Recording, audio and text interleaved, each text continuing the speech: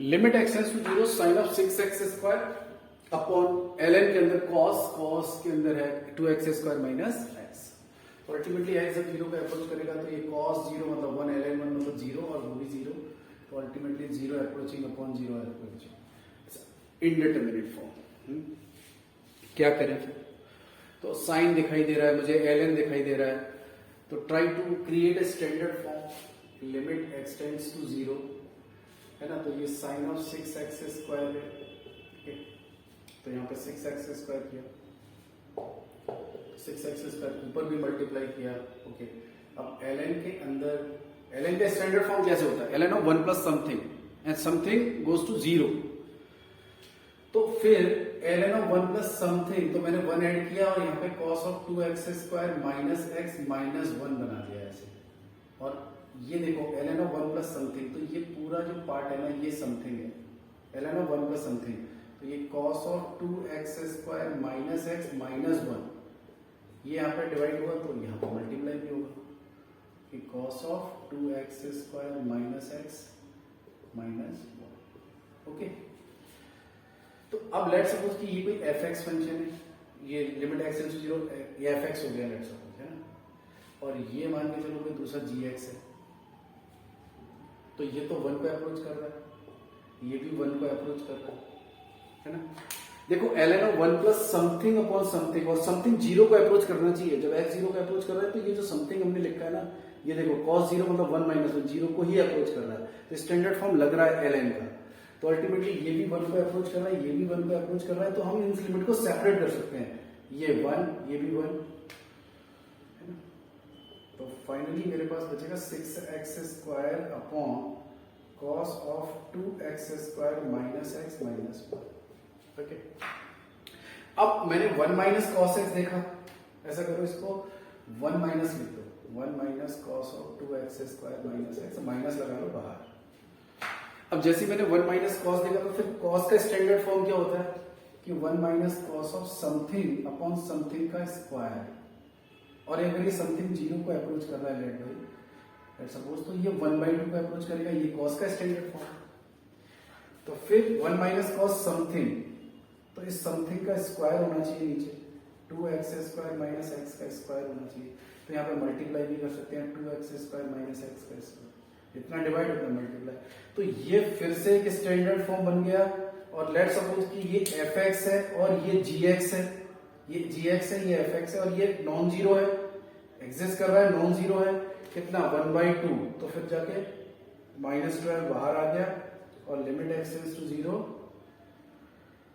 x² upon 2x² minus x का square, ये आ गया, ओके। अब ऐसा करो -12 limit x tends to zero, यहां से x² और यहां से अगर मैं x कॉमन लेता हूं तो बाहर कौन आएगा? एक मिनट, कोई गलती तो नहीं कर रहे हैं, 2x² माइनस एक्स का स्क्वायर, ओके। यहां से अगर मैं x कॉमन लेता हूं तो बाहर आएगा x², और x कॉमन लेते हैं तो 2x माइनस 1 का स्क्वायर, ओके। मैंने x कॉमन लिया है ऐसे, तो x² से x² कैंसिल हो गया, और जब x जीरो पे अप्रोच करेगा तो ये अल्टीमेटली 1 हो जाएगा, तो 12 माइनस 12 इंटू 1 मतलब -12, ओके। थोड़ा सा कैलकुलेटिव है। Limit x tends to zero e की power -x² upon 2 minus cos x upon x³ into sin x, okay. तो यहाँ पे ये जो टर्म मुझे दिख रहा है ना x³ इंटू sin x, इसमें ऐसा करो जैसे limit x tends to zero e की power -x²/2 minus of cos x है ना upon x³ into sin x by x, और इंटू x मतलब ये x की पावर 4 होता है, okay. And now limit x tends to zero e की power -x²/2 minus cos x upon x की power 4 into x upon sin x, ऐसे हो गया। अब अगर limit x tends to zero, limit x tends to a fx into gx लिखा हुआ है, लेट सपोज कि limit x tends to a, एक fx है एक gx है, और you are separating limit x tends to a fx into limit x tends to a gx, तो ये हमेशा वैलिड नहीं है कि मैं हमेशा ऐसे दो फंक्शन की जो लिमिट लग रहा है उसको ऐसे दो लिमिट में सेपरेट कर पाऊं, ये हमेशा वैलिड नहीं है। लेकिन अगर इन दोनों लिमिट में से कोई भी एक लिमिट एग्जिस्ट कर रहा है और वो नॉन जीरो है, इनमें से कोई भी एक लिमिट एग्जिस्ट कर रहा है और वो नॉन जीरो है, देन यू कैन सेपरेट। तो मैंने क्या कहा कि ये वाला जो है ये तो नॉन जीरो है, ये तो 1 को अप्रोच कर रहा है जब x 0 को अप्रोच कर रहा है ना। तो इनमें से एक लिमिट एग्जिस्ट कर रहा है जो कि नॉन जीरो है। जीरो होता तो मैं सेपरेट नहीं कर पाता एक बार को, लेकिन अगर नॉन जीरो है तो सेपरेट कर पाऊंगा, है ना। तो फिर क्या करेंगे, सिंपल सा, ये तो लिमिट ये हो गया और वो limit x tends to 0 sin x by x कितना हो गया 1 हो गया। तो कितना बचा exactly, limit x tends to 0 e की power minus x square by 2 minus cos x upon x की पावर 4, है ना। ये लिखिए। ओके, अब क्या करना चाहिए, अब limit x tends to 0 approach कर रहा है, e की पावर x है, cos x है, नीचे x की पावर 4 है, एक्सपेंशन यूज कर सकते हो बिल्कुल, है ना। बट लेट्स सपोज कि कोई स्टूडेंट अगर ऐसे जाता है, limit x tends to 0 e की power minus x square by 2, उसके दिमाग में क्या आता है कि स्टैंडर्ड फॉर्म क्रिएट करते हैं, चलो क्योंकि e की पावर समथिंग cos x, तो ये स्टैंडर्ड फॉर्म के लिए मैंने -1 किया और यहाँ पे मैंने कितना किया, +1 minus cos x, 1 minus cos x upon x की पावर 4, ये कर दिया। अगर किसी स्टूडेंट के दिमाग में आ रहा है कि चलो स्टैंडर्ड फॉर्म क्रिएट करते हैं, तो अब उसने क्या किया कि सेपरेट कर दी। यहां से क्या स्टेप लिया उसने, देखो, है ना,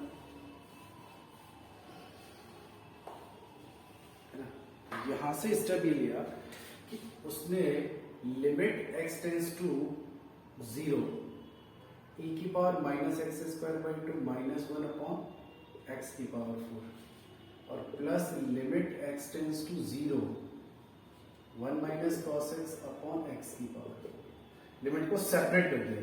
तो पहले तो ये सेपरेट नहीं कर सकते ऐसे, पहले तो अभी ये बता रहे हैं कि जैसे इस क्वेश्चन में कि जैसे limit x tends to a है और fx प्लस gx है,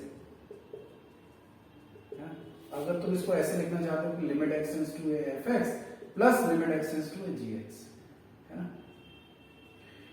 तो सबसे पहले इसमें से एटलीस्ट एक लिमिट एग्जिस्ट करना चाहिए।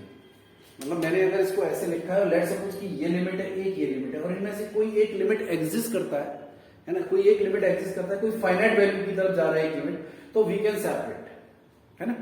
बट अभी जो मैंने सेपरेट किया वो तो मैंने चेक ही नहीं किया कि लिमिट एग्जिस्ट कर रहा है। देखो ये तो कहां जा रहा है, स्टैंडर्ड फॉर्म बनाएंगे तो ये तो इन्फिनिटी की तरफ जा रहा है, तो ये तो एग्जिस्ट ही नहीं कर रहा है, ये भी एग्जिस्ट नहीं कर रहा है, ये भी इन्फिनिटी की तरफ जा रहा है, तो एग्जिस्ट ये तो कर ही नहीं सकते, ऐसे सेपरेट नहीं कर सकते। दोनों लिमिट में से अगर कोई भी एक भी लिमिट अगर एग्जिस्ट नहीं कर रहा है, तो एटलीस्ट एक लिमिट एग्जिस्ट कर रहा है, तो यू कैन सेपरेट। ओके, अब स्टूडेंट गलती क्या करेगा, चलो ऐसे करेगा, फिर और क्या करेगा कि e की power minus x square by 2 -1 upon standard form बनाने के लिए यहाँ पे वो माइनस एक्स स्क्वायर बाई 2 करेगा और फिर यहाँ पे रीअरेंज करने के लिए -2x स्क्वायर कर देगा, 2 से 2, ओके। और यहाँ पे लिमिट x टेंड्स टू 0, है ना, और 1 minus cos x upon x square और into 1 upon x square, okay. अब वो कहेंगे कि ये तो 1 को अप्रोच कर रहा है बिल्कुल, ये 1/2 को अप्रोच कर रहा है ना। तो फिर वो यहां से जो स्टेप लेगा वो ये लेगा कि लिमिट x टेंड्स टू 0, तो माइनस कितना बचा यहाँ पे, ये 1 को अप्रोच कर रहा है, तो ये बचा -1 अपॉन 2x स्क्वायर और लिमिट x टेंड्स टू 0, ये होगा 1/2x स्क्वायर, है ना। ये फिर वो क्या करेगा कि लिमिट x टेंड्स टू 0 और -1 अपॉन 2x स्क्वायर और +1 अपॉन 2x स्क्वायर प्लस 5, ये क्लब कर दिया फिर उसने और ये कट गया, ये 0 आ गया। तो इसमें बहुत सारी गलती हो रही है, ये गलत स्टेप है, ये नहीं कर सकते। मैं अभी ये बताने की कोशिश कर रहा हूँ कि स्टूडेंट से गलती क्या हो रही है कि अगर तुमने किसी, पहले तो लिमिट सेपरेट ही नहीं कर सकते थे क्योंकि उनमें से एक भी लिमिट एग्जिस्ट नहीं करेगा तब तक, तो लिमिट सेपरेट ही नहीं होगा। सेपरेट करने के बाद भी चलो कहीं सेपरेट भी हो रहा है, तो तुमने थोड़ा सा यहाँ पे यूज किया, एक एक्सप्रेशन निकल कर आया और यहाँ पे थोड़ी सी लिमिट लगाई, एक एक्सप्रेशन निकल कर आया, तुमने एक्सप्रेशन को क्लब कर दिया, ये भी एक गलत स्टेप है। दो लिमिट को सेपरेट करने के बाद हम उनके एक्सप्रेशन को क्लब नहीं कर सकते। बाद में अल्टीमेटली अगर ये एक्सप्रेशन, पहले तो ये सेपरेशन वैलिड होता अगर सपोज ये सेपरेशन वैलिड होता और इसका वैल्यू 2 आ रहा होता, इसका वैल्यू 3 आ रहा होता, तो 2 + 3 = 5, ये सही है। दो वैल्यूज को तुम ऐड कर सकते हो बाद में, लेकिन दो एक्सप्रेशंस को क्लब नहीं कर सकते। ओके, तो इस क्वेश्चन में इस तरह की मिस्टेक्स हो सकती है, ये बताया मैंने अभी क्वेश्चन तो सॉल्व किया ही नहीं है, अभी तो हम ये बता रहे हैं कि इसमें से गलती क्या होती है। तो सेपरेशन कब वैलिड है? सेपरेशन अगर वैलिड हो भी रहा है तो उसके बाद एक्सप्रेशंस को क्लब नहीं कर सकते, ये सारी चीजें। ओके, अब क्वेश्चन पे आते हैं। ये सारी चीजें तो बस बता रहे थे कि स्टूडेंट क्या गलत सोच सकता है, बाकी क्वेश्चन में हाँ ये स्टेप तो सही था कि इसको sin x/x लिखा और वो तो वैलिड है, क्योंकि दो अगर limit x tends to a f(x) * gx है और एक लिमिट उसमें से नॉन जीरो है, मल्टीप्लीकेशन में बता रहा हूं, नॉन जीरो है और एग्जिस्ट कर रहा है नॉन जीरो, तो उसको सेपरेट कर सकते हैं। यहां पे आने के बाद अब कैसे करें क्वेश्चन को? Apply expansion limit x tends to 0, e⁻x का एक्सपेंशन क्या होता है? 1 + x upon factorial 1 plus x² upon factorial 2 plus dot dot dot minus cos x का एक्सपेंशन क्या होता है? 1 - x² upon factorial 2 plus x⁴ upon factorial 4 upon x⁴। Okay, and now limit x tends to 0, देखो 1 से 1 cancel होगा और ये -x²/2 and this is plus x²/2, तो ये भी कैंसिल हो जाएगा। अल्टीमेटली x⁴ कितना बचेगा? हाँ 1/8 आएगा आई थिंक, क्योंकि 4 × 2 8, और यहां से आएगा -1/24, क्योंकि 4 फैक्टोरियल कितना होता है? 24, x⁴ का कोएफिशिएंट है। और इसके बाद कोई x⁵ है, x⁵ है ना, जो भी एक्सप्रेशन आ रहे हैं यहाँ पे x की बड़ी पावर आ रही है, इसमें x⁵ आएगा, इसमें भी x⁵ ही क्यों? हाँ 6 आएगा, x⁵ का कोएफिशिएंट आएगा, फिर x⁴ आएगा अपॉन x⁴, उनसे कोई फर्क ही नहीं पड़ेगा। तो जैसे मैं x⁴ को कैंसिल करूंगा तो यहाँ पे एक नंबर आ गया 1/8 माइनस 1/24 व्हाटएवर, और यहाँ पे कुछ एक्सप्रेशन बचेंगे x², x⁴ व्हाटएवर। यहाँ पे जितने भी इनफाइनाइट टर्म्स आ रहे हैं सब में x है, तो x तो 0 को अप्रोच कर रहे हैं तो सब 0 पे चला जाएगा। अल्टीमेटली आंसर तो यही हो जाएगा 1/8 माइनस 1/24 कितना हो गया? 24 3 - 1 माइनस 1/2। ओके, नहीं माइनस नहीं, 1/24 1/12। Okay, limit x tends to infinite x - x² ln of 1 + 1/x। x infinity पे अप्रोच कर रहा है तो ये इंफिनिटी पे अप्रोच करेगा, और माइनस इंफिनिटी और x इंफिनिटी पे अप्रोच करेगा तो ln 1 मतलब 0, और ये इंफिनिटी अल्टीमेटली ये इंफिनिटी। तो infinity approaching minus infinity approaching, again indeterminate form. Okay, अब क्या करें? तो limit x tends to infinity, x infinity को अप्रोच करेगा तो 1/x तो 0 पे अप्रोच करेगा, है ना। तो यहाँ पे x और -x², और यहाँ पे हम अप्लाई कर सकते हैं इसका एक्सपेंशन ln of 1 + 1/x का एक्सपेंशन। ओके, क्योंकि x इंफिनिटी को अप्रोच कर रहा है तो 1/x तो 0 पे अप्रोच कर रहा है। ओके, तो इसका एक्सपेंशन कितना आएगा? इसका एक्सपेंशन आएगा x मतलब 1/x माइनस x²/2, तो माइनस ऑफ x²/2 तो माइनस 2x², है ना, प्लस x³